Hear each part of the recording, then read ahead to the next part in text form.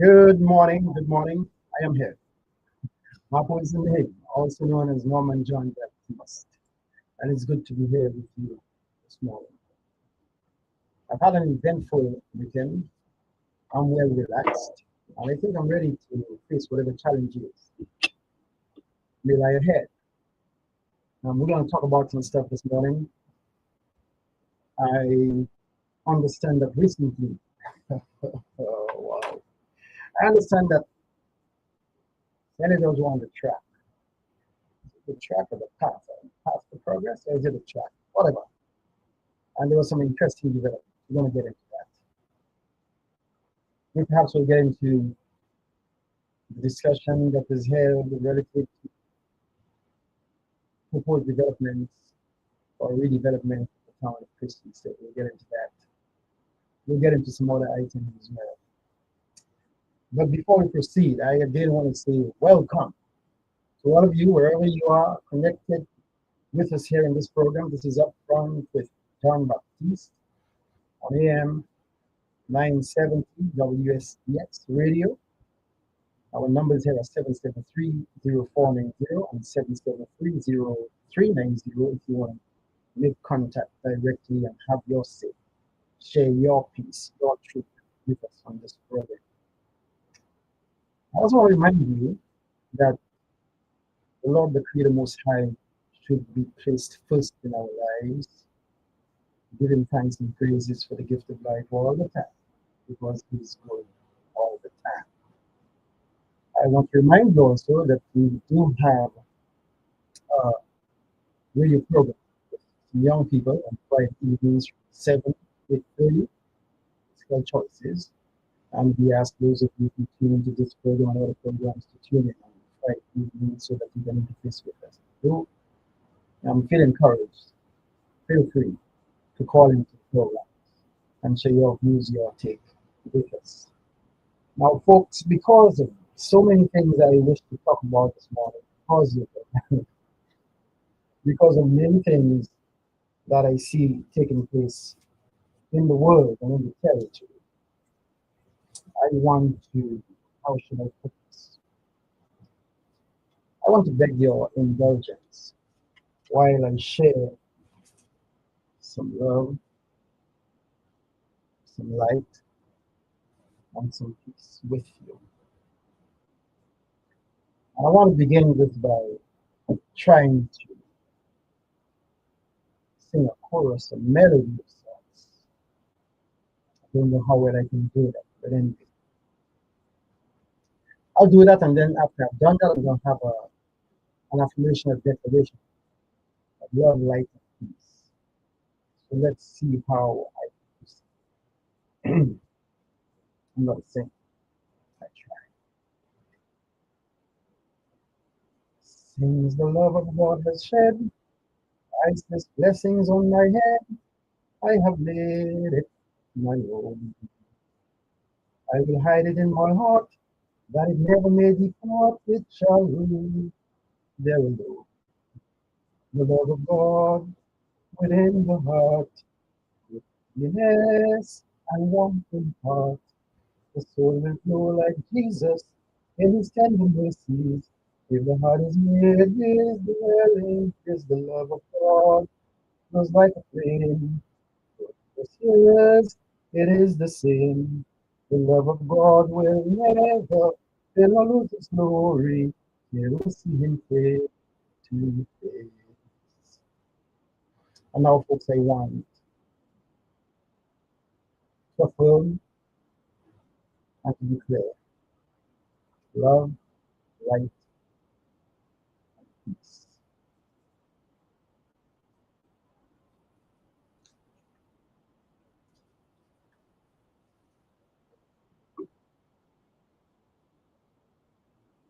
I say love unto the world. I say love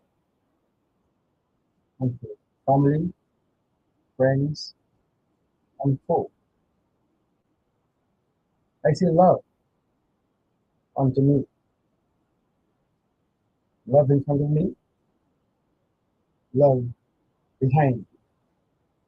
Love on my left, love on my right, love above me, love below, love all around.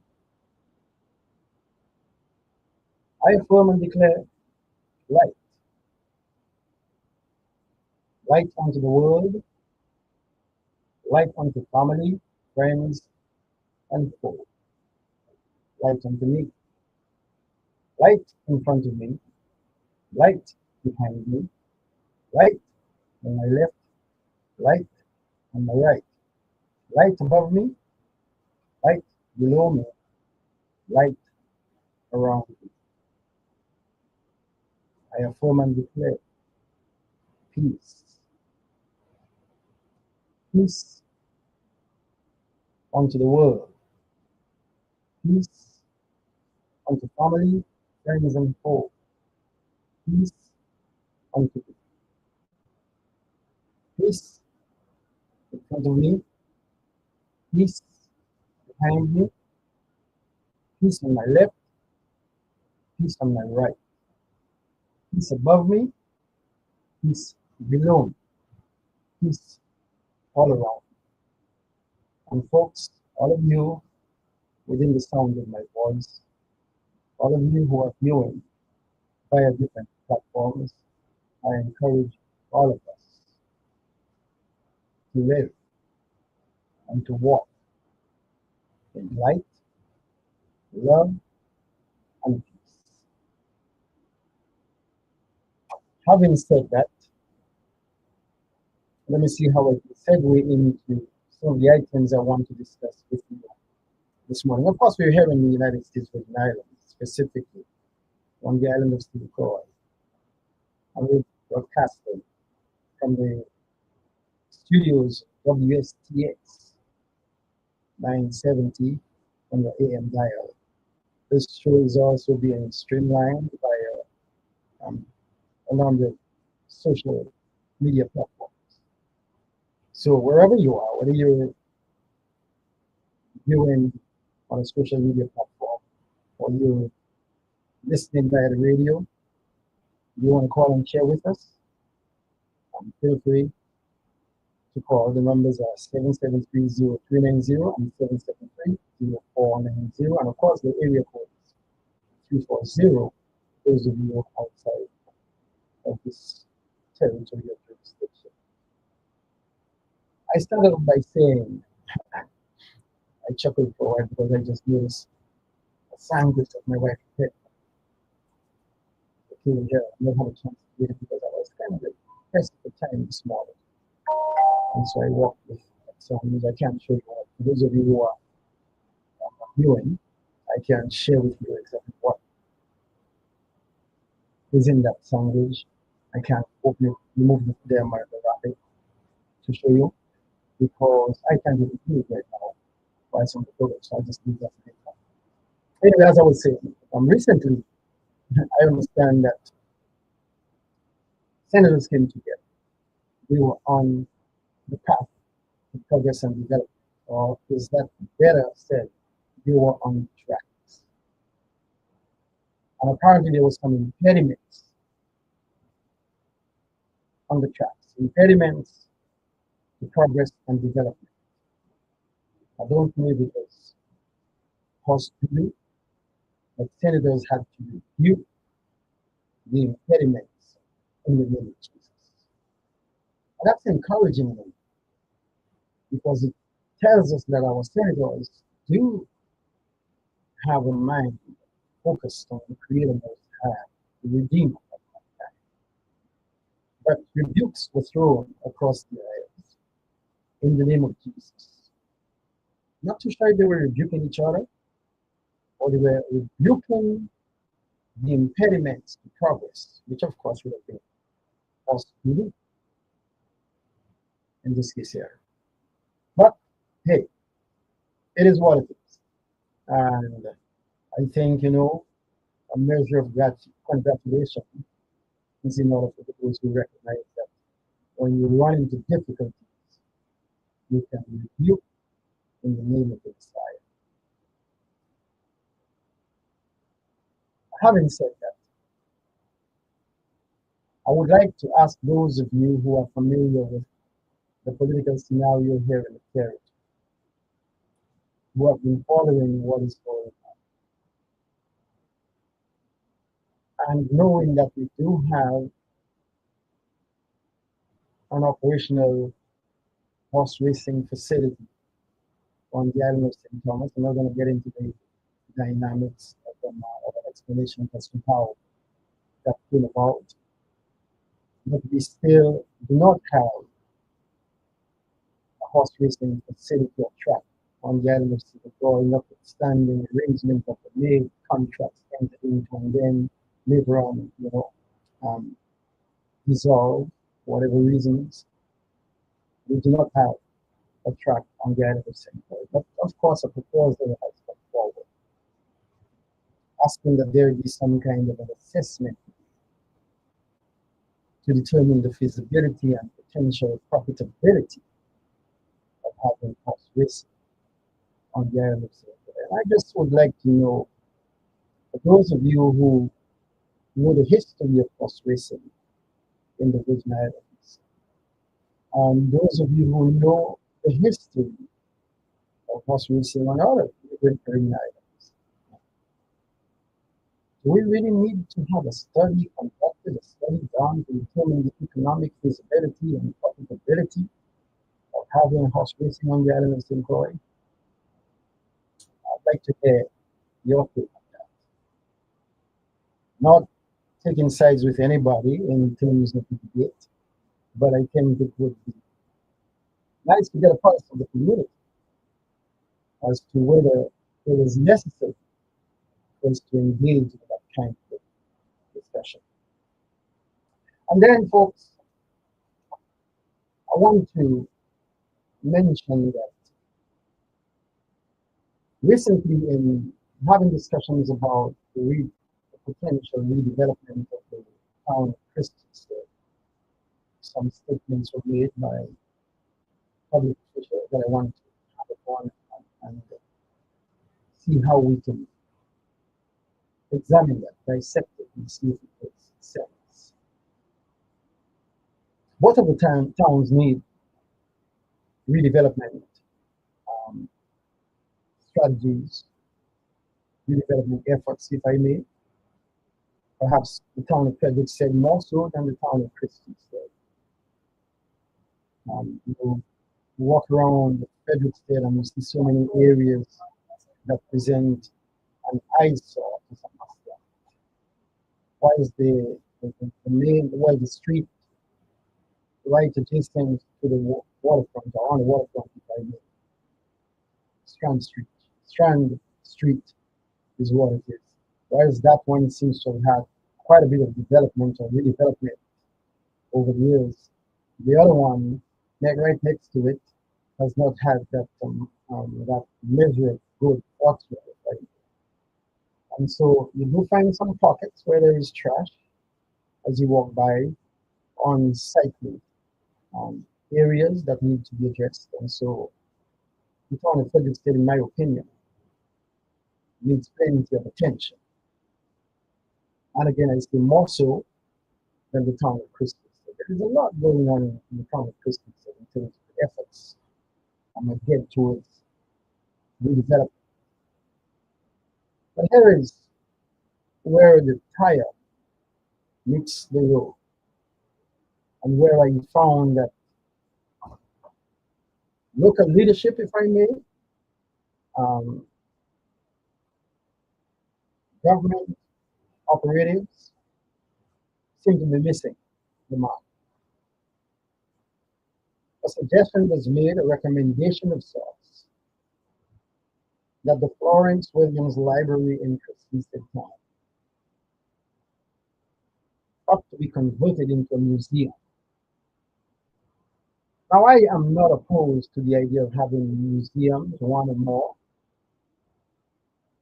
in the territory, especially on the island of St. Croix. There is existing legislation on the books that calls for the establishment of a Veterans Museum and Memorial Complex. 6 on the books, never implemented. There is a bit of encouragement because I know of a situation in Texas where it took them approximately 15 years to get a military museum and memorial complex, approximately 15 years after the legislation had been passed to do so. So I take courage and I have hope that perhaps eventually we'll get to see that on the Island of St. George. So that I'm not opposed to the idea of having museums. But folks, bear with me. Bear with me. One of the lessons I learned when I did my studies in teacher education, and I might have mentioned that before in the past. Perhaps there have been occasions when I was forced to refer to that. And I like to refer to some of the nursery rhymes and stories that we were told that actually have a moral to them, that actually teach us something about how we operate in the present context, if I will. But there is a story that was shared with us, students, during teacher education. It was a story that dealt with curriculum development, curriculum change. And the story is presented from the point of view that there was a time when men had to hunt the saber-toothed tiger to put meat on the table, or before them, meat for consumption. But eventually the saber-toothed tiger became extinct. And so men had to shift to find another means of livelihood, another source of food. And so they came to the ocean to fish. But they tried using the same method that they used to catch the saber-toothed tiger to catch fish. And they were failing miserably. They weren't catching any fish. They were on the verge of starving and perhaps going extinct. They just didn't have the right mindset to adapt, to make the necessary changes, to be in accord with the times. And it took the voice of wisdom, an older community member called the attention, and to let them understand that you can't use a method used to catch tigers to catch fish. It wouldn't work. And the voice of wisdom informed them that, you've got to find another means of catching fish. You've got to develop something, a new tool, a new approach to catch fish. There is another situation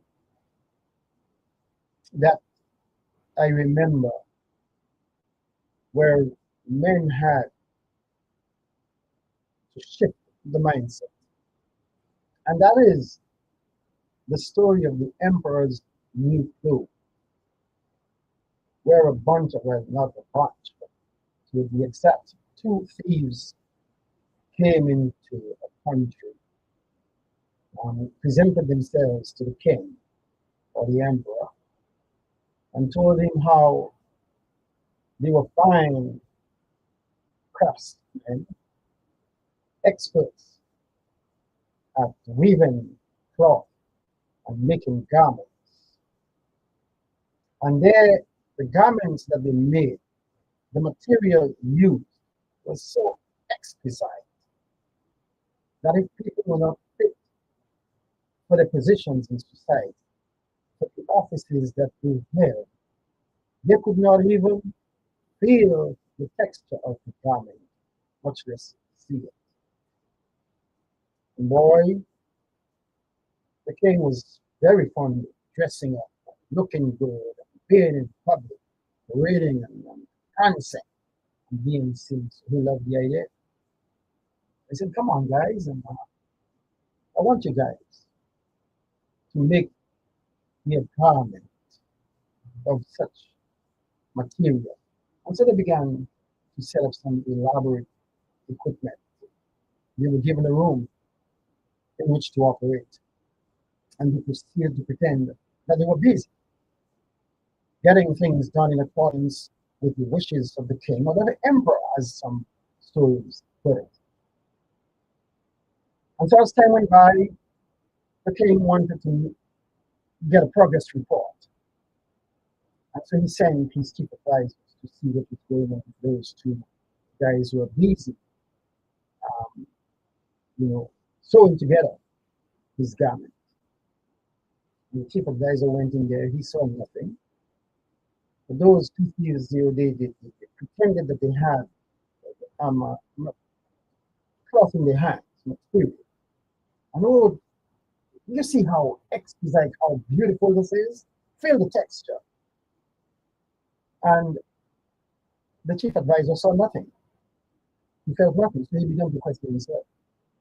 Am I not fit for my office? That I can't see anything, or I can't feel anything? No. He doesn't want to look as being unfit for the position that he held. He doesn't want to be embarrassed, so he pretended that he could feel the texture of this beautiful piece of material, that he could see how beautiful and how exquisite it was. And so he says, oh, wow, how beautiful, how fine, how exquisite, I just love it. And so he went back and reported to the king accordingly. And the king sent orders, and then the others came and he said, but wait, I don't see anything. The chief advisor reported that he saw, and he felt, and I see nothing, and I feel nothing. He went along with the game, he played along, playing along to get along. And of course, not wanting to appear to be totally unfit for the position that he had. He played the game. And then finally, the king goes down to see for himself what's happening. And he ended up in a situation where he saw nothing, he felt nothing, except for the braggadocio of the two crooks, except for the exaggerated movements of razzle and dazzle. And so the king said to himself, come on, I cannot be unfit for my office of king. If all of these advisors saw it, felt it, I had to go along, I got to play the game. So the king went along with the game. Then the day of the parade came where he would dress him up so he can walk in the parade, so the public can see his beautiful garment. That garment with the exquisite material. That if you're not fit for your office or the position you hold, you couldn't see it. You couldn't even feel it. And so the parade is on and everybody's applauding. And he's marching along, back, naked, but naked. And everybody's applauding him, actually applauding his nakedness and stupidity. The little child, the voice of the innocence, said to his mother and said, "Mommy, the king is naked." Or the emperor, for those of you who use that term. And the mother says to the child, "Shh, be quiet." A wise old gentleman turns to the mother and says, "Let the child speak. Listen to the voice of innocence. The king is naked." And that catches on. And everybody now begins, all of a sudden now, they've been awakened from sleep, like Rip Van Winkle. Oh, the king is naked. And the shout goes, ringing loud and clear, that the king is naked in that he was making. So we have two illustrations which show the importance of the voice of innocence and the voice of wisdom. Two marginalized groups in our society, the seniors and the children. We get to listen to them. And then it also shows you where we as adults don't try to think outside the box. We don't make every effort to be true to ourselves, notwithstanding opposing views or opinions. And so I come back to the initial point of takeoff, where they were discussing potential redevelopment of the town of Christiansted. And the suggestion was made that the library should be repurposed to serve as a museum. Well, partly because I've been involved in education for a long period of time during my active years, that didn't sit well with me. There was a reason why libraries came into existence. And libraries have been one of the fundamental means of developing, encouraging, maintaining literacy. Times do change. Or is it the times of change or the attitudes, the mindset, the value system, perhaps? Perhaps these are the elements that change. The time itself doesn't change anyway. We hear a lot about people not being able to read and write on an acceptable level. Reading and writing are long established parts of communication. The ancient writings that were left for us have brought us systems such as religious systems, political systems. You know, we draw upon the experiences that were written down in terms of what was done, what was said. And so we've incorporated these things into modern life, whereby we have systems such as we do. And brothers and sisters, ladies and gentlemen, listen to me if you feel that wrong when I say that we need to learn to adapt as time goes by, to make necessary changes, so that if we are in a digital age, my friends, why can't we have a library that is sort of like a digital library, a public library that is a digital library? I recall going into bookstores on the mainland. I think some, unless I'm mistaken, I think it's Books a Million was the name of the bookstore, where there was a section where they actually had like a cafe within the building. So you just step away from the sector with the books, etc., and then you can get a cup of coffee, you know, have it there. So that Books a Million, and if I'm mistaken, somebody can correct me, became a place where people didn't just go in there to browse, look at the books and other stuff they had in there. Um, it became sort of like a public place where young and old alike would come in, browse through the different sections of the books, and at the same time, they take a break and have a cup of coffee, one to a donut. We have an aging population here in the Virgin Islands.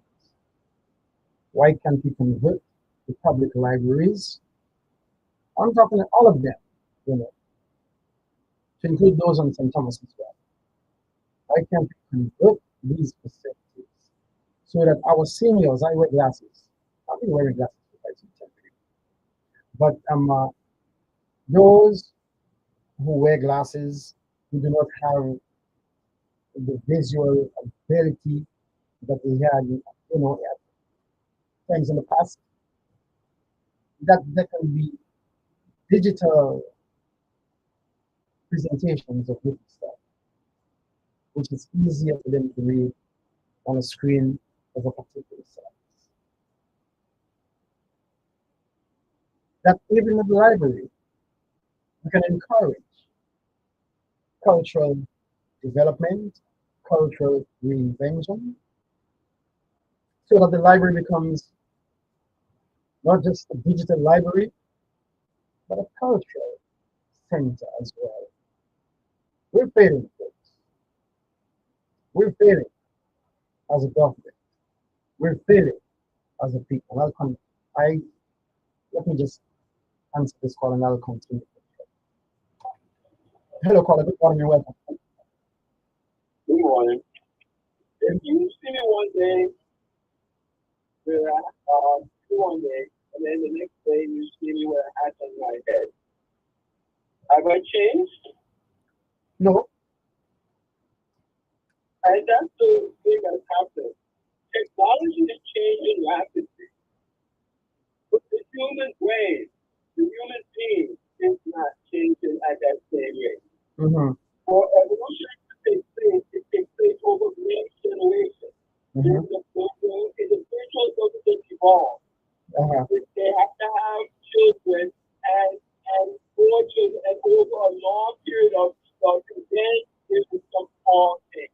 But we see somebody with an iPhone in their hand, and now we think that they, I could be, they learn to be, everything has changed. But it didn't happen. The human brain changed very slowly over many generations. And even over those many generations, it's just a small change. Children are learning the same way they learned all along. There's one stuff that, yes, that the children say, oh, we learn better if we have electronic books rather than the physical books. But when they test them, they find they can do better with the regular books, the physics stuff. Because why? Because they switch. And now they like the first something. It's the first to technology, but that doesn't mean they learn better with it. And those that they learn better the whole stuff. At least as of now. Maybe in 100 years it will change, but it has not changed yet.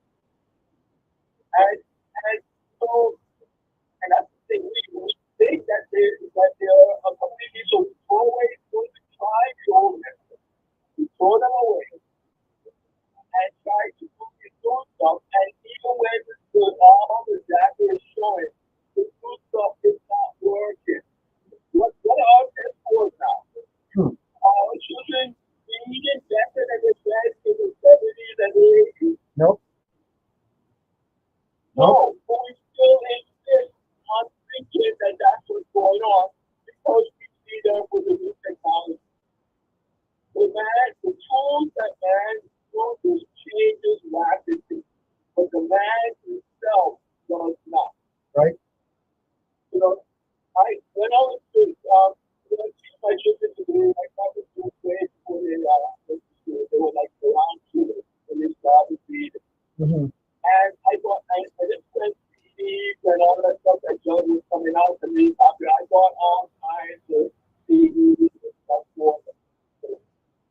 But what I found was the old fashioned stuff is what works there. The CDs and stuff were nice because they can use them when I'm not there. So I could enhance the learning actual learning to read, it was flashcards, books, same thing with math. I bought a whole bunch of math things. It was nice that they could practice when I'm not there. But when they learned how to add and subtract, it was with TV. Mm-hmm. And my sister was the one who was the teacher. And I was like, oh yeah, that's the cool thing. And that's what the TV tells them. They can touch it, they can feel it, they can see it. Rather than something that's on the screen. So when they were learning by two senses. The sense of touch and the sense of sight. While the TVs and electronic stuff is only the one sense, the sense of sight. So let me ask you then, if you as a parent were able to make such determinations, why is it that the men and women we have in key institutions, positions in our community, why is it that they cannot see these things and become sort of like, the drivers, the shepherds, if I make a lack of the expression, who can guide us, in terms of adapting with those changes? Well, what I've noticed, and COVID was the big thing that showed it to me, but it was happening all along. People don't have respect for experience. So the guy who's been doing it for 60 years and the guy who's just been doing it for 6 days, it's the same person to most people. They don't see a value in it. They think that people can learn things quick. So 6 days, you can learn the same amount of information that the guy who's been at it for 60 years has gained. I'm not so sure where they get this from, but it's quite apparent the COVID people brought it out. So I got to tell you who's been working with viruses for 60 years. And then you have some doctor who just started paying attention to viruses. And also the fact that doctors don't really do research. They take what researchers have found and apply it. They're more technicians. They apply what has been found. But they don't only give 35% of doctors actually do research themselves. Wow. But most people don't realize this, and they think that this guy, or doctor, whose field is not even dealing with viruses, is equal to Fauci's 6 years. And here's the thing. Teachers, people don't respect teachers anymore. They think anybody can be a teacher. Yeah. They think that they know as much about teachers as the people who've been doing it for 25, 30 years. While they have never taught the class, but they know more than the teacher who has done it. And you see this throughout our community. People do not respect people's experiences, and they think it's being something. How sad. Yeah, it's indeed sad that this is how our people think and they act accordingly. They behave accordingly. This is just that. But make decisions based on this kind of thinking, and we really fall. Right. Look at Walker. Look at the mess that they're in. And they do things supposed to be improving, but they can't take the work. And maybe because they're going into areas that they don't know, they haven't done. And they don't go and talk to people who have experiences in it. And they make these decisions. Someone called me from the States and asked me if I had read an article online where it says that some of our leaders locally are asking for a federal takeover of the Water and Power Authority. And I told him that I had not read that, but if they're so suggesting, then perhaps they need to look at the situation in Puerto Rico, where the feds essentially took over the power system and still has not improved. So No. It's probably for a couple of factors which will affect us. One is the interest. That's not living there. It's not there. They probably have more than one. That isn't their sole responsibility of the government. They probably have many others. And Puerto Rico is far away and disconnected. People complaining about it there don't do shit. So this is true. They also probably did for their guy. We'll probably get somebody who's not as good as and they're like, okay, yeah, you deal with it. And this is probably one of the five, 6 different things that they have to, work on. And so they're not getting those full equal attention. And more than likely, we will get the same thing. I don't think it's not likely that we're going to get somebody who's going to be really committed to solving our problems. And our problems are not simple. They're not things that you think about for 2 days and come up with a solution. And then this is also going to be stuff that they are not necessarily used to dealing with. When they deal with electricity and stuff, there's got to be all kinds of different outlets that we can draw from, all kinds of resources we can draw from. Now you come to the Virgin Islands of Puerto Rico, and a lot of those resources are not there. And so they're going to have to start from scratch, and that's going to take a lot of commitment. And if they solve the problem, how many of your supervisors are going to care? Most of them are going to be like, okay, that's nice. And then the person who solves the problem in the state gets a promotion over them. Yeah.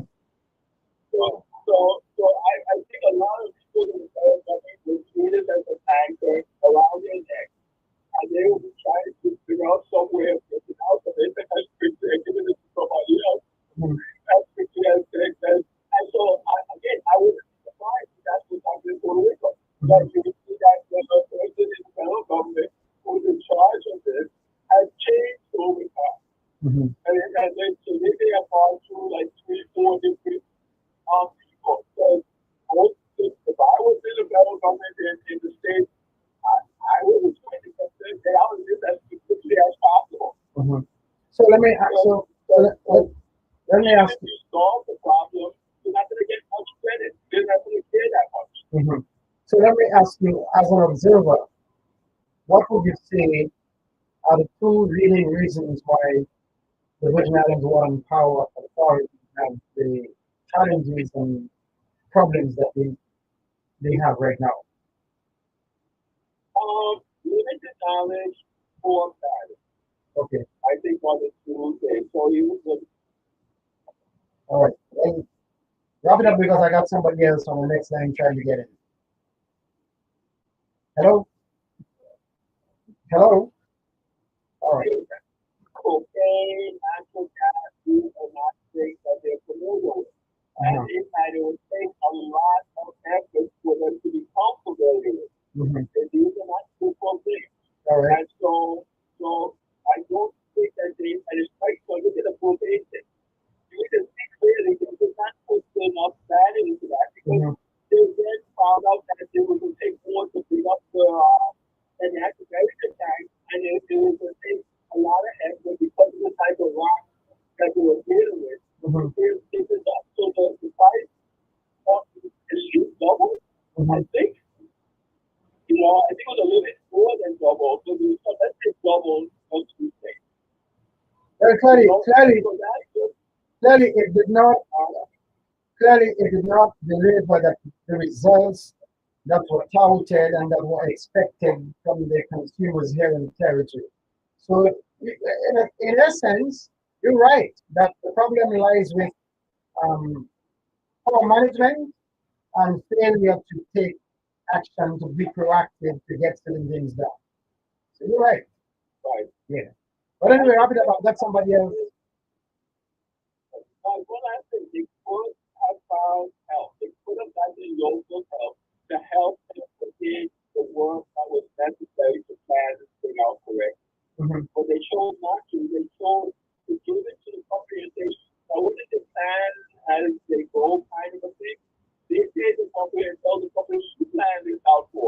Mm-hmm. And of course, the companies would be very sensitive to make as much money as they can off of it. Yeah. That's what they did. Mm-hmm. Well, let's hope. Yeah. Thanks for calling and sharing. All right. Goodbye.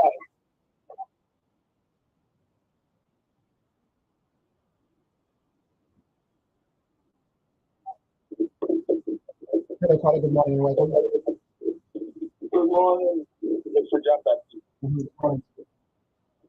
Well, it's a good morning. We are all behind you as of Saturday. We are daylight saving time. Mm-hmm. And Mr. Baptiste, my concerns are the federal government is shut down here in America. And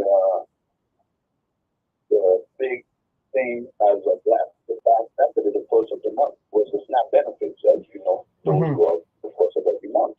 Mm-hmm.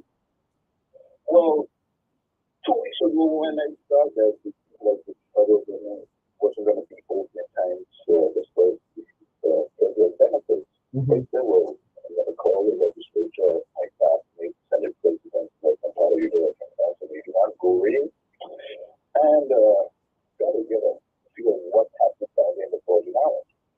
Well, every school were there considering some really good fun. And apparently they had a NBC on the whole or something like that. And they agreed to it because they had another hearing. I just called the office about an hour ago and I was told that the government signed off on it. So I'm saying, I was asking, when is the dispersal going to go out? Because if it's going to be through local funding, and you could correct me if I'm wrong, if it's going to come to any kind of fund, is it the Department of Finance where the checks will be printed and dispersed into the mail? Yeah, but they would be working along with some human services. Human services. Yes. Okay, because they have to find out where you did the individuals live. Exactly. Right? And who are the recipients. Mm-hmm. It has to be done through working in partnership with human services, but they've also said that they were going to work with the banks and other institutions to be as accommodating as possible to those recipients, because you have persons who may not have the required identification card that the banks may be asking for, etc. And so the government has said that they will take some steps to make sure that those persons receive the proper accommodation at the supermarkets and the local banks, etc.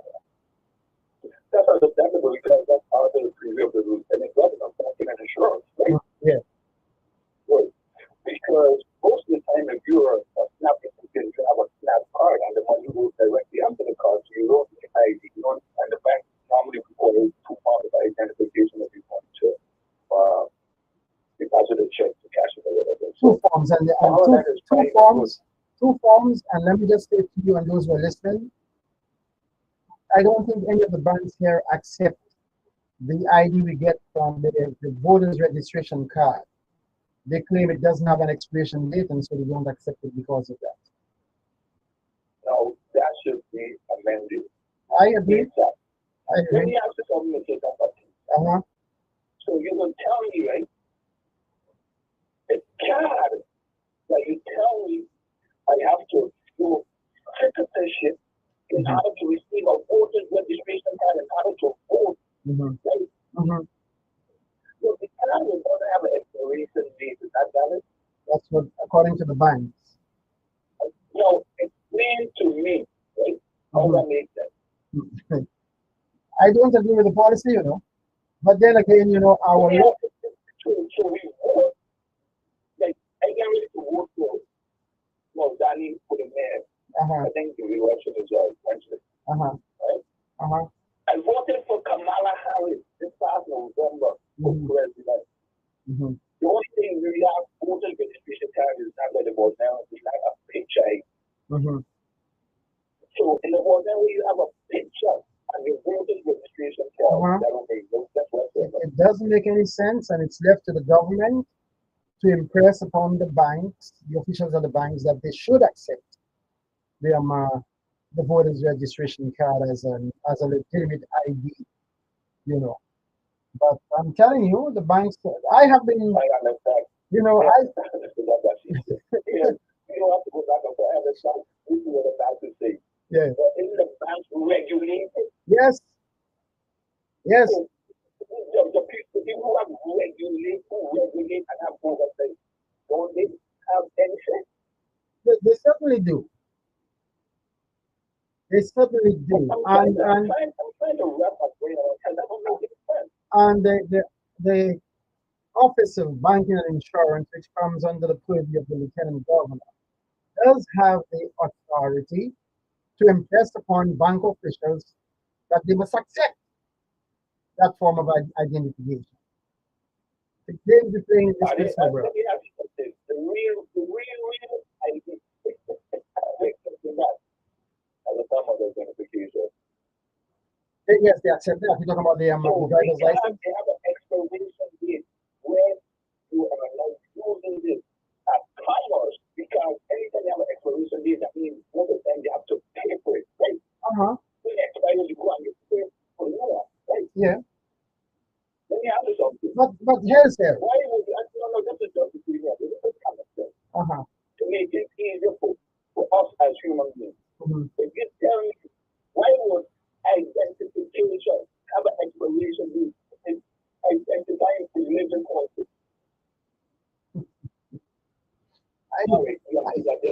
Yeah. So now my other thing is, remember, they decided to give the recipients half of their monthly allotment of benefits. Governor Bryan in June of 22 to June of 23 gave what $4 billion a month to this year. $2.5 billion. Yeah, give quite a sum to them. Give them quite a sum of money to buy fuel. $20 million. Yeah. This is what I'm going with it. Yeah. In 2019, Peter went and told Robert what he was $6 million. And if you don't pay us, we're going to stop shipping fuel, which would have rotating, single, groundnut, or even total blackouts. And they went to the legislature and the legislature came up with $6 million. My thing is, Mr. Gambit, what could you go along with electricity or food? Electricity. So you are put more money into electricity than for the people that I mean, that's the one thing you give chance. Yeah. Okay. Let's say this. Put a full big down there. So then it is now. You waited to the last minute, knowing that the supposed to be just to the federal government. Interruption. Well, let me just say that what our local leadership has done is to follow in the footsteps of jurisdiction. There are jurisdictions on the mainland that did the same. There are jurisdictions on the mainland that did that before we did it here in the territory. We're not the first to appropriate rainy funds or other monies to address this shortfall, the absence of these funds coming to recipients. Now, let me also say to you that I saw an article this morning where I think the federal government has agreed to go ahead and release SNAP benefits as of Wednesday of this week. I did not. That was because a federal jury made the government do that. Right. Okay. It was adjudicated, and the federal judge said, no, you have to send out these money. Right. Okay. Because everything, Trump was using that as extortion. At the same time, he done in Mar-a-Lago having a great gathering party for $1 million a place for Halloween. It's a damn Baptiste. Yeah. What other red flags do we need before we make agriculture and No, we've had enough red flags to know that we need to address agriculture here in the Virgin Islands in a serious manner. So I'm not even going to go there with that. This is like Okay. this, like they said, the Let me legal ask you term. something. Yeah.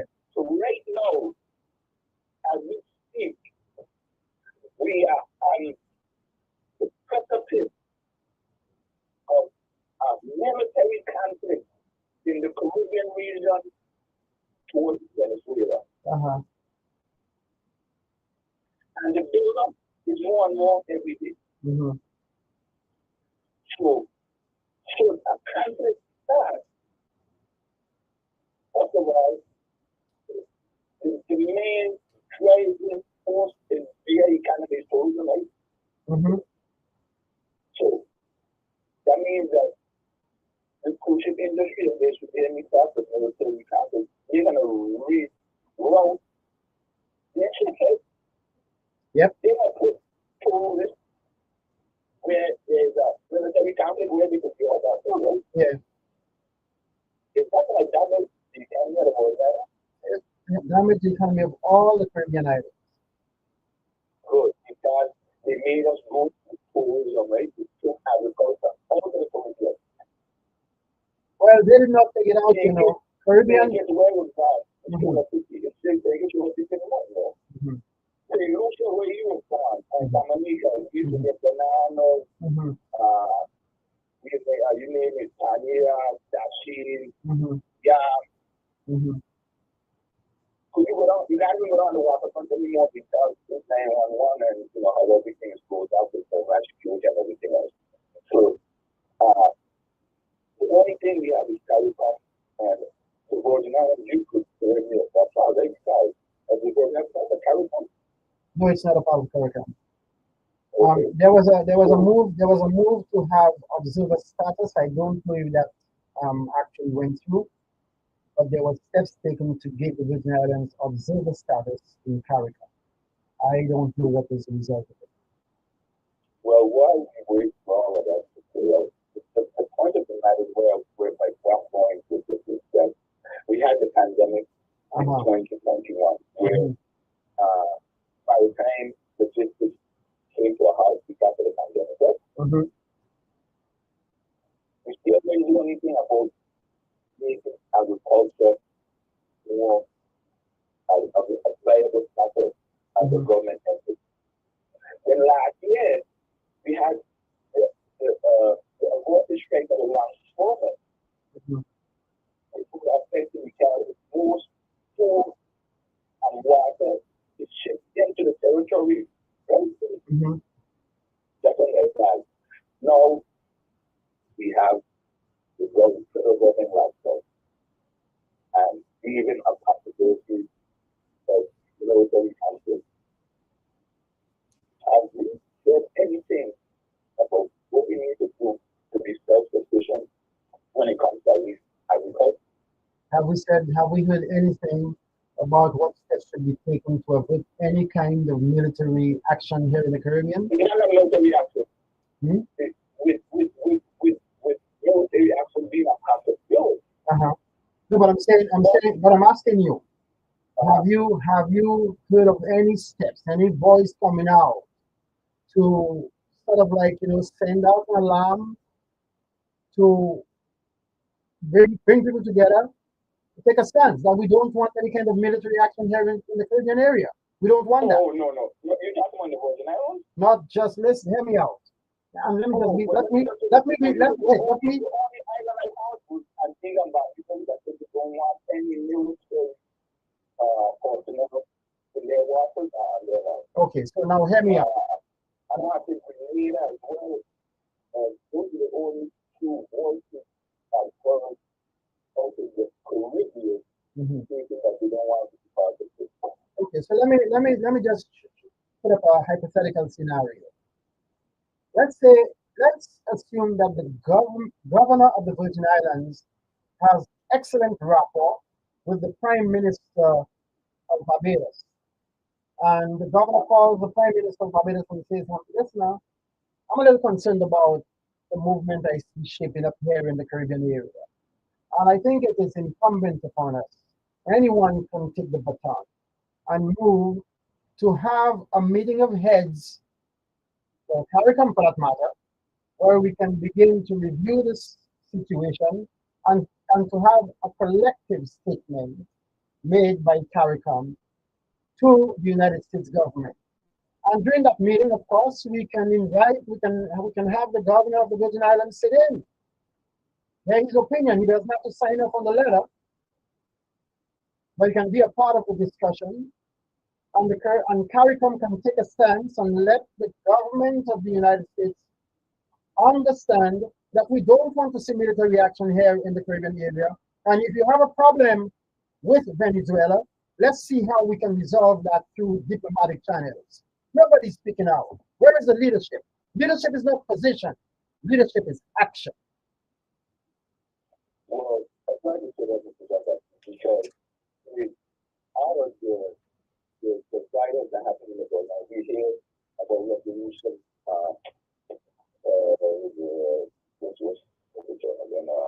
conflict resolution, right? But here it is where we're looking about a war which could have lasted life with countries. We ain't supposed to accomplish it. No dialogue with this school. You are a living flow. And I got a lady international law. And that's why you out of the ocean. You know what it is? My brother, Where's the UN? my brother, I have expressed my position in that, and I'm saying that it's incumbent upon Caribbean brothers and sisters to come together and take a unified position. Period.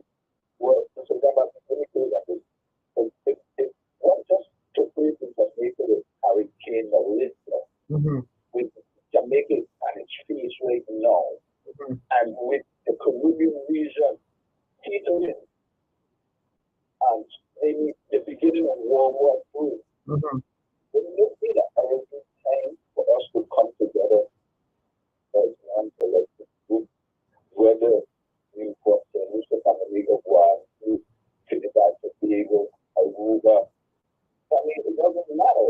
Once you are at the Caribbean scene, you're going to be affected. But when you say most, just about every Caribbean nation, the GDP, the economy is a tourism service-based economy. And this will hamper our active economy. So to be able to move them to come together and try to hold one another and to reach out to the conflict for the story of America, reviewing some kind of resolution.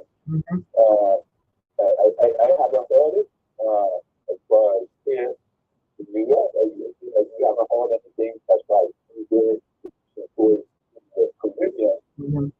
So that's what leadership is about. I agree with you. So basically, what we are stating here today is that we don't have the type of leadership currently in our Caribbean nation to hold on and speak a language, and that's what that's able to share. It certainly is. Mr. John, I don't want to do too much of your time, but let me just read on the first of that. You recall former National Commissioner Bruce that said one time this was a because they didn't know to say to extend it. It took $220 million out of the IMF in New York to JP Morgan to money like it. I think that was during the period when we were doing the civil execution against JP Morgan. That was legal settlement for. Well, I can't the World Conference chairs the National Committee. I grew up the message with my grandmother and brother, president of the 36th legislature. Nobody sees it all in 1 year. It can't just disappear. Well, let me ask you something because you would know more about politics.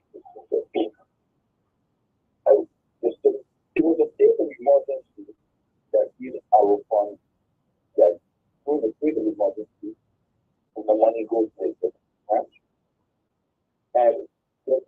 France wants to put whatever federal money is received in a financial institution that will be the interest.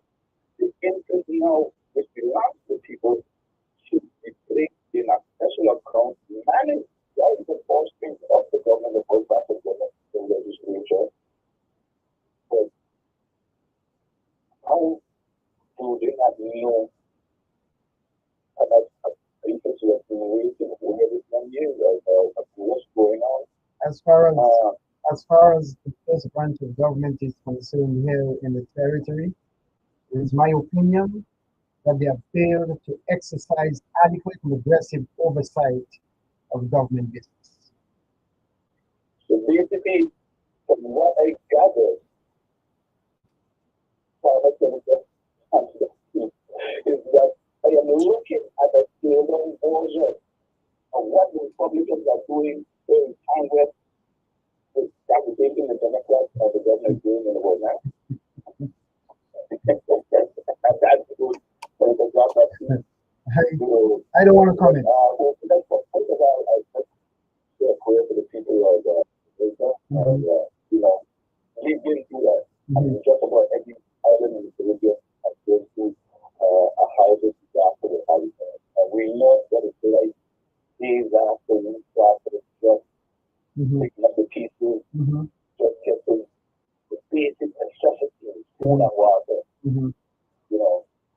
So, I just look through social media and see that I got the Caribbean countries, the certain creators, the special. I appreciate that. I haven't heard anything from the government. No, there is an effort on the way. I had the folks of the Jamaica Foundation on my Friday evening program. We spoke at length about the situation, and I think there is a website, JA Foundation STX.org, or either STX it's JA Foundation STX.org. I think that's what it is. And you can go on that site and you should be able to get some information or make contact with certain persons. But they're getting ready. As a matter of fact, we were told during the program that there are going to be at least three locations where they're going to have containers to collect materials to send over to Jamaica, and they're trying to do it within the window where the government of Jamaica has frozen all import duties for 30 days. Yeah. Okay, well, the only thing is, it just happens to be a bad time because of what, with the government basically funded and subsidized by the federal government, which is like where the people that were not looking for such happen, I think to help subsidize the cost of food. Yeah. But anyway, thanks for calling and sharing. Let me try and bring somebody. Always a pleasure having this discourse with you. Maybe supposed to be a listener and maybe just maybe finish my stretch right now. Anyway, enjoy the rest of your day. You can bless. Bye.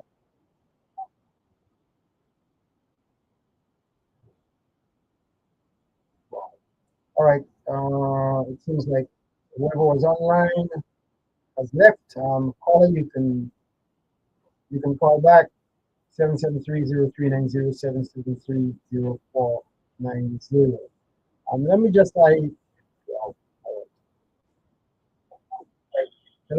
caller. Good morning and welcome. Good morning. Good morning. I'm doing fine this morning. How about you? I'm grateful for another sunrise in paradise. Some people today, I woke up. And I am now praying that we could get through this crisis. I understand, like you were saying, that we have third party that the recipients receive the regular checks. And that should be taking place Wednesday. Right. If everything goes smoothly. But I am baffled with, I want to brought these things up already. I had the conversation several times with others. can choose a felon over a prosecutor to be president of one of the greatest nations in the world. I don't put down anybody. First of all, let me see. I would never put down anybody who will choose to support or vote for. That's their right. Mm-hmm. I hear people here with territory degrading others and saying we are loyal voters, we should pay and that kind of thing. I don't think that's right. And you go to the poll and make a decision. But I know what politics is. Those who are masters of the game and mistresses of the game, they could talk and steal out the place. Very good. They have to get the gap.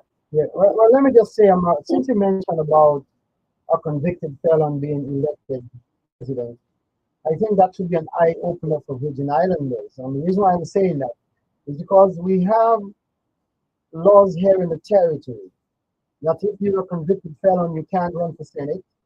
Right. You can't run for governor. Well, I think you can run for you can run for governor. Oh, you can run for governor too, okay. But you can't run for Senate.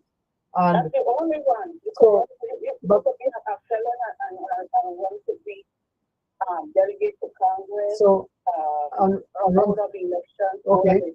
So I'm saying, what is it about the office of senator that's the only category where a convicted felon cannot toss his hat in the ring to run for such a seat? Well, where is the fairness? Where is the fairness in that? I don't know. This is a revised organic act. Well, so I don't know if to run for U.S. House of Representatives and a Senate seat from one of the 60 states. I don't think that when I read the revised, the U.S. Constitution, the eligibility. It's pretty much three things. Age requirement to each office, residency requirement, and being a citizen of the United States. The only one that have a special requirement is resident. You cannot be a naturalized citizen. You can be a natural born citizen to run for president.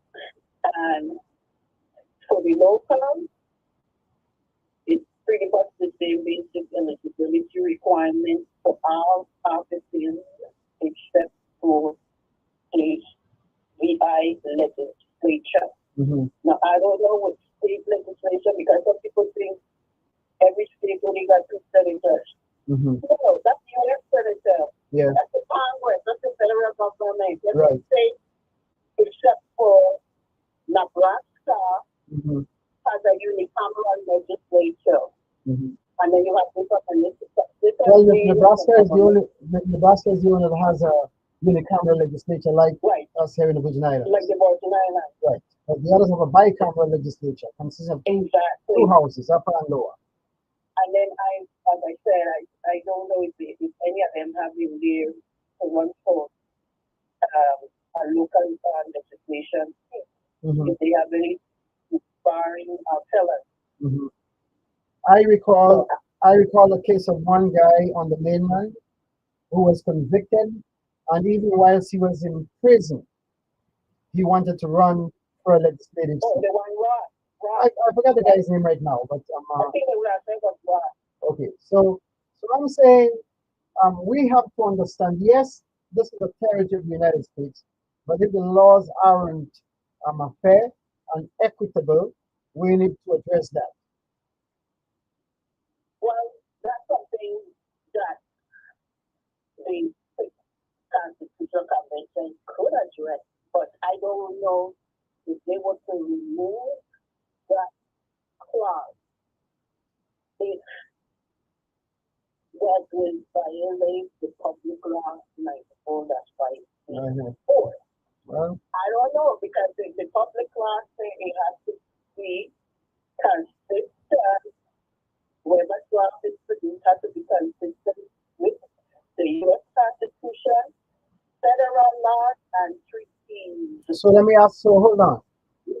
The treaties aside, What laws allow for a convicted felon to run for president of the United States of America? What law? Mm-hmm. The person in U.S. Constitution. All right. We have to requirements, and All right. has nothing there about being a felon. All right. So I'm saying to you that these are the things that we need to look at. And as far as I'm concerned, you're drafting a constitution. I don't care what people say. If you draft a constitution for the people of the territory, and you find that some things in there aren't fair, they're not just, they're not equitable, do not include them. Period. Right. We don't care. Well, that's fine. So that's how I look at it. I would exclude that Mm-hmm.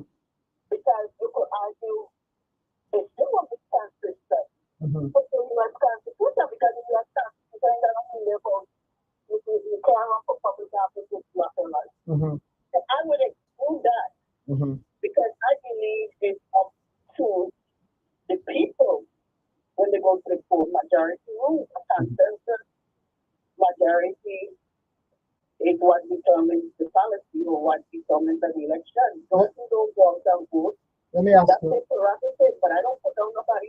If they choose not to go vote, that's their prerogative. Let me ask. Okay. Let me ask you a question. The draft constitution with 9 areas of concern that was sent back to the territory.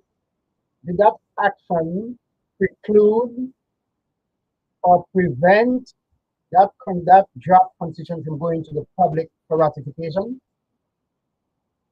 Yeah, it's based on the public law because the public law says it's only after it's approved by Congress then it could be presented to the electorate for a vote, ratification vote. And since the draft is not approved by Congress, and that's a fact that can be verified. I am not saying Congress rejected anything because that's why some of the detractors like to twist it. Yeah, now we're talking about approval by the Congress. Yeah, and you said it was not. All right. Okay. And they left it open. They didn't say it was rejected. They said it. I'm paraphrasing. So it's problematic. Fix it. They return it. Now something will view that as a rejection, but it's not a formal rejection. But you look at it as a rejection. I don't. Okay. From a legal standpoint, though, there is no rejection process until it gets to the voter. All right. Now, the voter, once the document is approved by Congress, the voter can reject, which is what happened with the third and fourth. They went through a process, and the elected said it was an election, no way, and they rejected draft number 3, they rejected draft number 4, but I didn't have to with draft number 5 because, for whatever reason, anybody could go, how history is, his story, her story. The fact is, there's a 6th constitutional convention. Yeah. Okay, and we at this point we're being governed by the Republican Act of 1964. Right, and to correct we continue to be governed by that same federal law until we get one that legislated. And the important thing to mention here is that follow up to our discussion last week. We understand now that the delegates have requested additional funding that's going to bring about extensive engagement and information being disseminated to the general public. And that's what it is. The convention they do. Okay. They requested more money, more time. So this is like Dave's rule. I don't want to put up confusion. But anyway, yeah, I like to think that this, and I made no disappointed that they couldn't get the tax done in the time that was allotted because I believe, it's just my opinion, it was, I understood the assignment to be look at what you already have. You're not reinventing it. You already have a template. You have the fixed draft. You got the revised organic. But some of the yeah. And that's it. And why today. Yeah, why I hear you. I hear you. There were timelines set in the legislation. And one of the things the guys are saying right now is that they don't want one election process to take away from the other. And so hence the reason why they're asking for an extension of time, removing one from a previously agreed date or timeline to another. And I think I heard that, and everybody's entitled to the opinion. I look at it a different way. I think after approximately $500,000 spent on an intensive campaign to educate the people of constitutional development based on the proposal from the paper Dr. But what about the need? What about the need to look at what is currently being drafted and to allow for public engagement and discussion? Yes, of course. I'm getting to that. Every disappointment is a person in disguise. Okay, on the flip side, although I am disappointed they didn't get it done because to me it is just delaying something that, and in my opinion, sending a message to Congress that we are not ready. We are not ready. If we're not ready to create this document, are we really ready to go to the higher hanging fruit, which is political status referendum? And you're saying to the people, I mean, they're right. God just don't get it.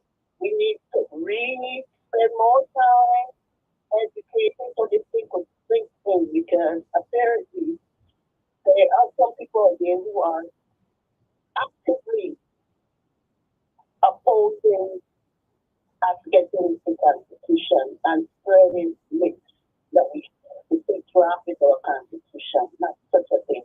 And that the six constitutional convention is illegal. How will it be illegal?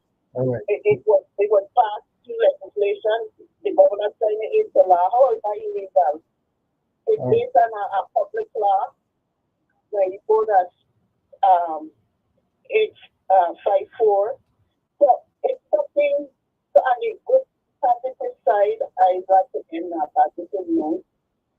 They give us more time for engagement.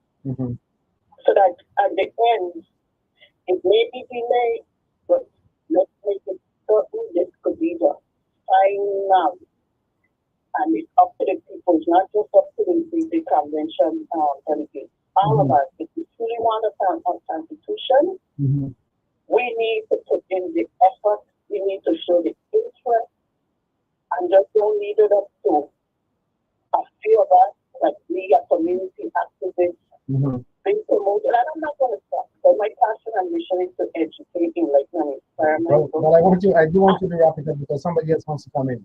Okay, so I just say to the delegates, well, I'm going to continue doing my part. I know I am not in conflict with what they're doing.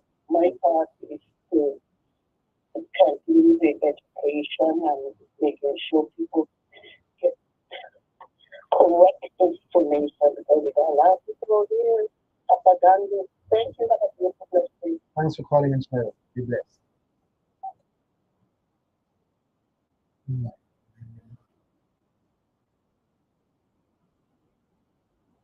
All right.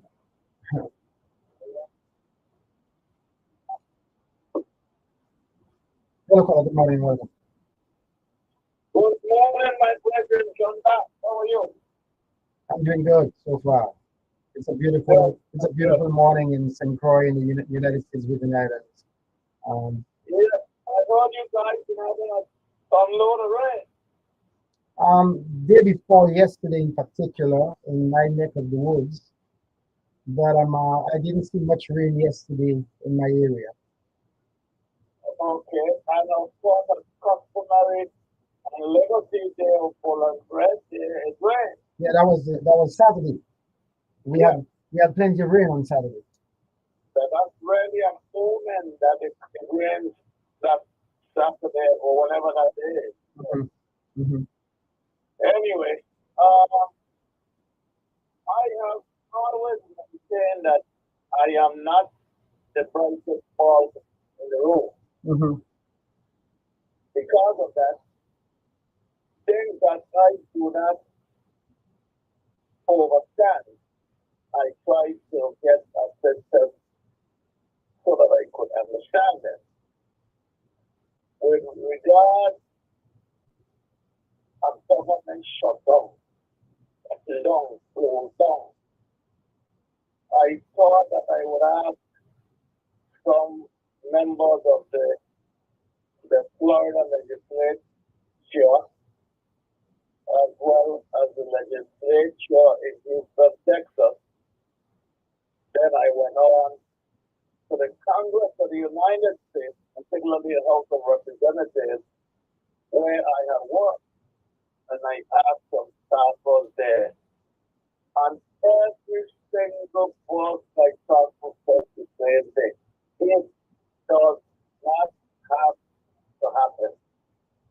Okay? Mhm, Look at the legislature yourself with the legislature, you have to know $100. mhm. And I'm sure you are well aware of the thing called continuing resolution. Mhm. And if it is that they can't get a budget passed in time or whatever, just go with a continuing resolution. Mhm. But it becomes a king macho or who could win the fixing contest. And then it becomes a finger pointed to the Democrat part, to the this party part. Because everybody part except everybody. Mhm. You know, I mean, it is so disgusting. And I hope that Donald John Trump is looking at his approval numbers and how fast, how rapid they have been dropping because of one, the government shutdown and unnecessary shutdown, and the situation with ICE terrorizing people. That's number two. Number three is with a military occupation in the Virgin Islands. Mhm. I mean, I don't know. Our governor, when when it first happened, he came out and say how happy he was, and I think I collaborated with you last time, and maybe he spoke past me and said, well, I said that a lot about it was it's good for the economy.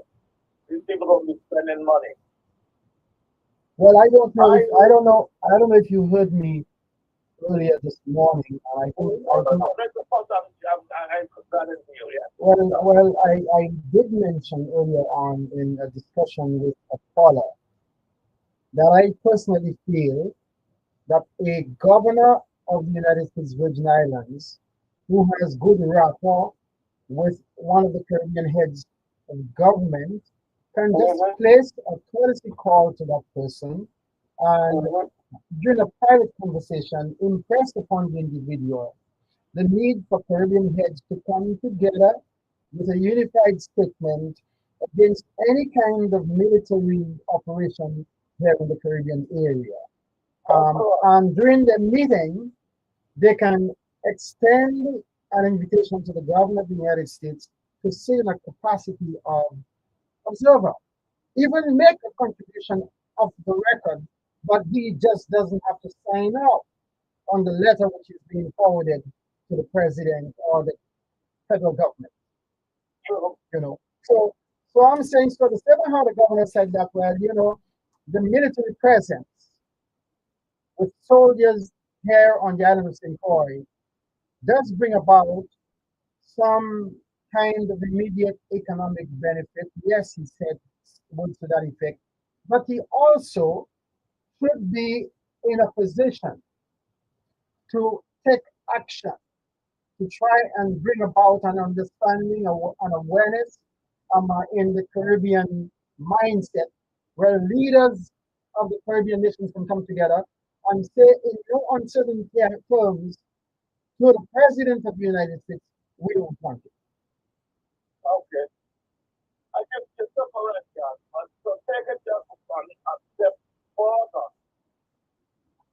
This morning, someone sent me an article from of the consortium that showed that the governor, Brian, continued along that same vein of speaking, but more so now to curry favor with the president in saying that the military, well, he did the military occupation. I'm the one that said that the destroyers and all those heavy ships, and I think we had the largest aircraft area that the U.S. owns now is $7 billion worth of floating machinery, is in the best, it's the best thing in the fight against Trump.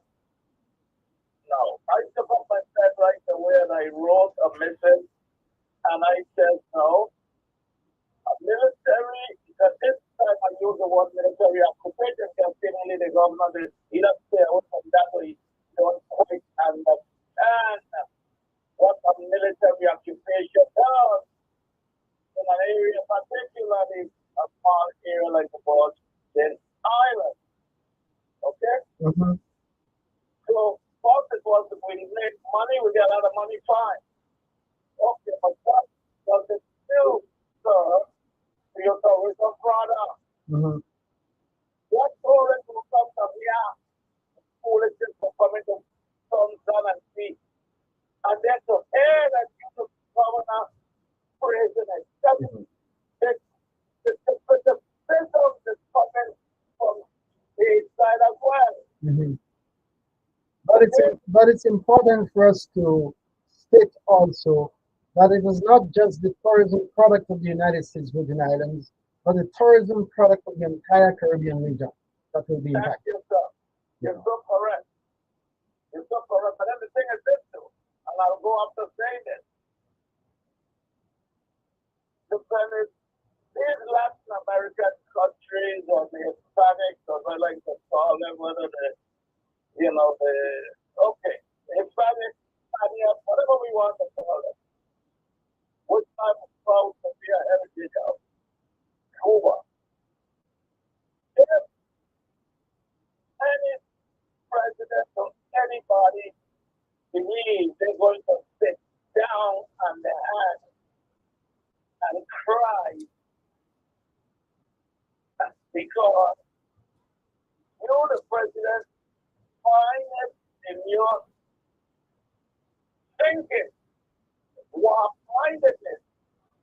So just the many government put them out the water. Okay, and keep you to the work here. And some Americans think that is huge. Okay, so you take the United States, yes, we can maybe get the shoe, sir, but then we made this Virgin Islands a very tall and it's a big instrument. But then again, my brother, let me say that to you and to all those who are listening. We have a World Court of Arbitration. We have the United Nations. Yep. And if there is an indication that the United States has been engaged in some kind of wrongful action or activity here in the Caribbean area, Caribbean governments have an avenue of recourse. So, listen, I'm going to tell you straight up. If I am the Prime Minister of Jamaica, the Prime Minister of St. Lucia, which whatever country, and the United States has taken action whereby the citizens of my country have been killed, and we can determine that those citizens were legitimate fishermen, and the United States mistakenly destroyed their vessel, killed some.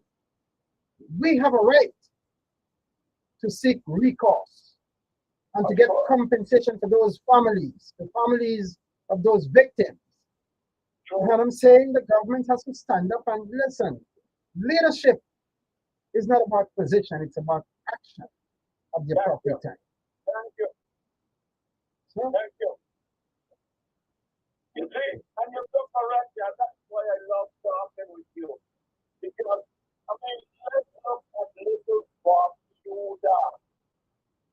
If FDNN could get up says, no, sir, you will not use Bob Judah to take none of your aircraft. Near Monthly, the great FDNN of Barbados, that's the same thing. You better stand for something, man. yep. You know? Now, let me close by saying this. I just want to show you how willful this John Trump is. But we got to remember his family members, particularly a niece and a sister, spoke to the people of the world and told them never, ever get that let them get in the leadership position. They have desperate hope. You got to know that. I believe I will say, he's a son of Satan. It's the absence of evil. He probably don't know it, but he's being used by demonic forces. He himself probably don't even know what he's doing. Because when he was said this morning in answer to a reporter, he regrets any of this action. And he's going to say, it was hell no. I'm talking about going to Nigeria, Mexico. This man has become the commander of the war. And all the Democratic Congress, the two ideas, I don't think that for them. The same as for the black that have access to them, I know who I can call up there at the end. I'm telling the boys, all the good stuff, he shouldn't be doing that. What are you saying, Stubborn? Can I say something to you, to the rest of the people listening or viewing this program? That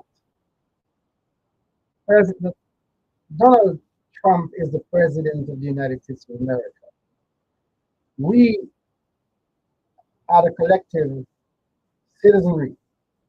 Yeah. And so whatever happens to the nation happens to us. Of course. We are told in scriptures that we ought to pray for our leaders. True. And so if for some reason we find that the president of the United States, who holds the highest office in the land, a country which says that it is one nation under God, Indivisible. yes, and a country that says all the time, in God we trust, True. then let us as a people pray to the Lord Most High that there would be divine intervention to redirect the trajectory that the president is going into. If it doesn't seem to, bode well with the people of the country. So let us pray for him. Yes, and you're correct with that. But let me just finish this closing. I believe in the teachings of the Bible. I believe that there's a supreme one supreme being. Some people have been many gods. I talk about one God, Almighty. Okay. And he could stop this. He could have stopped it before it started. In his own thinking, a minute to almost 1,000 years or whatever we cut it down for upward. That's how he is. If you allow men to use their thinking and mind and hear them. And when he came to have enough room, he would hang you with the same thing wrong. But there are them of those now who feel like I do, only as far as the monicness of this president who, and you said correctly, president of the United States, what you see is the president of the entire todo el mundo, entire world. Okay? I want to remind you, my brother, that the Creator Most High, His ways are not our ways. True. His wisdom far exceeds our wisdom. Yes, and He is the one who said to Moses, I will harden Pharaoh's heart. right. He's the one who also said to one of the prophets, I think it is either Jeremiah or Isaiah, he says, I give life and I take life. Exactly. You understand what I'm saying to you? So Yep. Oh, yeah. he knows what he knows what he allows and he knows what he disallows. He's in charge. Right. But you see, blasphemy steps in, and some people are saying, oh, you see, God on his side, that's why he can't do this. No, that's blasphemous to say that. He was not on the side of Pharaoh, Oh. but he permitted Pharaoh to do a number of things. You can imagine he sent Moses to bring the children of Israel out of Egypt. And that could have been a very easy assignment, done in about a day, days, a week, no more than that. But see how long it went on. He allowed Pharaoh to do all kinds of things, and he himself said, I will harden his heart. So he's going to prolong this thing. But eventually, he's going to come through. And so we never know how he operates and what he allows, what he permits. That's true. Yeah. Finally, you just bring to my mind Job.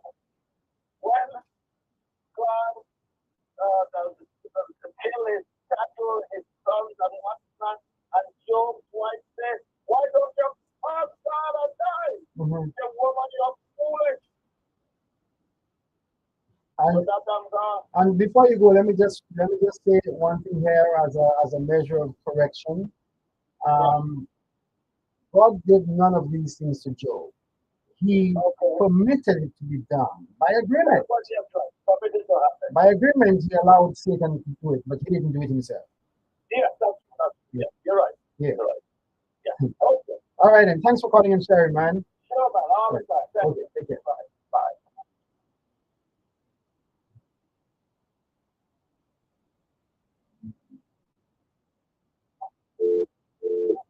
Here.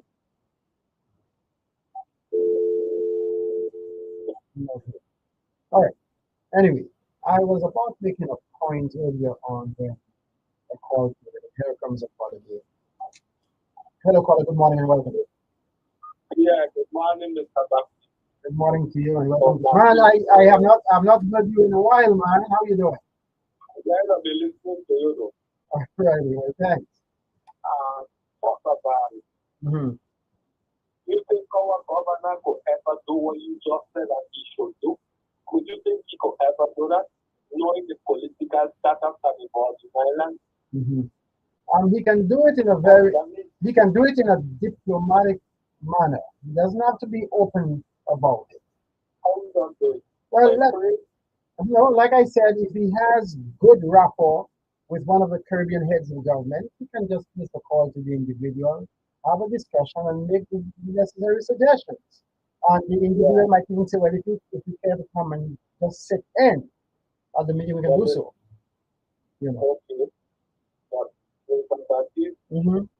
if he ever do something like that, Mm-hmm. he will have to get a tongue like a snake because he will have to say on the other hand to our owner in Washington D.C., particularly Mr. Trump, he will have to say what he say no. Mm-hmm. You understand what I'm saying? Because just for the point that we are owned by America. True. A lot of them think that we got a big friend in the water, that friends we are from the Caribbean. Mm-hmm. That's how they look at us. Mm-hmm. We there in the Caribbean, but we there with them. We there with them. That's how they look at us. Our political status better. Mm-hmm. But you know something, I will tell you, if I got a chance to sit with President Trump right now, I would pull up my Bible, I would sit with him and say, Mr. President, I respect you and the position that you hold. But I want to bring X, Y, and Z to your attention. I am not in agreement with a number of things that you're doing, and here are the reasons why. And it's not just coming from me, it is written in the Bible. This money came up on a Bible answer. You don't came on a Bible. You think that Mr. Trump believes in the Bible? He claims that he believes in the Bible. He claims there was one action of speaking louder than words. You understand? Well, we gotta be strong enough. We gotta be courageous enough when we disagree with one, even if the person is in a position of authority. Respectfully, let the person understand where we stand. We don't got a rule that we play with Mr. Trump because when it comes to this time to go out of the office, it is not easy. It is not easy. How is he going to stay? Are you saying that the Congress is going to move to change the Constitution, to accommodate him? This man don't care for the Constitution. He don't care every day. I don't care. We don't care. Well, we got federal judges standing up to him, Federal judges, yeah, and the smaller level, but the real federal judges are real, yeah, those on the Supreme Court, yes. Those the Supreme judges are agree with him. Yeah, unfortunately. And that Supreme judges, the Trump and the smaller judges are True. This man is not going anywhere. I'm telling you, the people strike already. So, and he didn't really get up, but this time he is that. So we're gonna have a monarchy in the country. It don't start it. I hear you. It don't start it serious. Like that, so into cancer and can we don't use it to very much cancer. We don't elect that no very much money. We don't for election. Well, if that happens, that's the end for us. If that happens, it is the end for us. They have to slowly. Wow.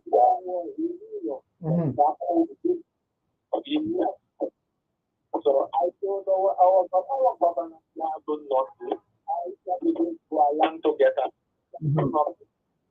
I will play the American flag. We don't fly our own flag. All of the countries in the Caribbean, except island, I consider as totally independent. All the rest is a level of independence, but we have to And I agree with you. All I'm suggesting is that, and I keep saying that the initiative must come from one of the heads of CARICOM, but I want to see them come together and have a unified statement to send to the President of the United States, letting him know in no uncertain terms that they don't approve of the manner in which he's doing things here in the Caribbean region. Let it come from there. When the second one will happen, what's going to happen? He gonna apply. He may not. But then again, I tell you, he will not. Not may not. Will not. This man will not. He don't do what he wants to do. He don't say, I listen to it people. Anything that actually does it, I got the power to do whatever I want to do. I don't listen to that. So let me ask you something. What do you think would happen if the United States decided to invade Venezuela? What would be the reaction from the Chinese and the Russians? We will see what we shall see. But this man is hell bent and get that president out of Venezuela. You understand? Hell bent. But if the building happens the first time, he want to do it. Yeah. So now he's more powerful and he don't do it. Wow. He don't tell me all big boat and ship and all kind of things for a few drop runners if something the case. No. And not only that, my brother, not only that, I live right there in Enfield Green from 4 o'clock in the morning, you're hearing these heavy aircraft moving, Right? It's crazy. Ain't got nobody could stop Mr. Trump in America. Only a bullet could stop this man, Wow. I'm telling you. Wow. I'm telling you, people know what it is. The first time I used to tell a friend of mine that is what the name of the president? The bodyguards? What the name, what the official name of that? What's it now? Security something? What's I forget what it is. I know, yeah. I tell a friend of mine that Mr. Trump. Secret Service. Secret Service. That's a full one. I need to get here on the office. I want that to do that. But this point, this man, he is and he's going away. What you feeling a ballroom for? What you feeling a ballroom for other presidents to have it and enjoy it? No, man. This man has no intention of going anywhere, sir. Wow. Yes. Wow. Yes, has no constitution.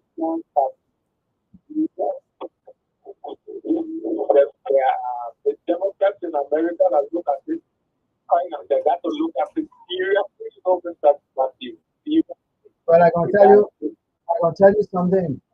A lot of what Hitler accomplished, he could not have accomplished those things unless he had enabled. Right? And totally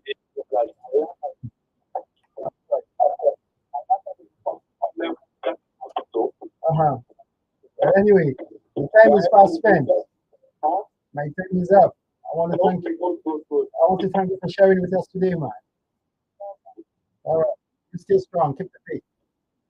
All right, folks, we come full circle. I want to thank those who called and participated. And again, I want to say, I affirm and I declare love, light, and peace to all the world.